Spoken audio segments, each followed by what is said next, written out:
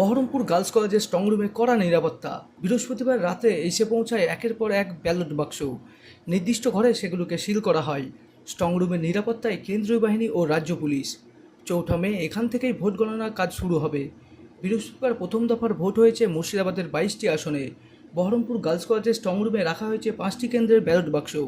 রেজিনগর, বেলডাঙ্গা, নওদা, হরিহরপাড়া এবং বহরমপুর বিধানসভার ব্যালট বাক্স রাখা হয়েছে বহরমপুর গার্লস কলেজের স্ট্রংরুমে। একদিকে কড়া নিরাপত্তা, অন্যদিকে সিসিটিভির কড়া নজরদারি চলছে। ভোট মিটেছে, তবে 4 তারিখ রেজাল্টের অপেক্ষায় সব পক্ষ।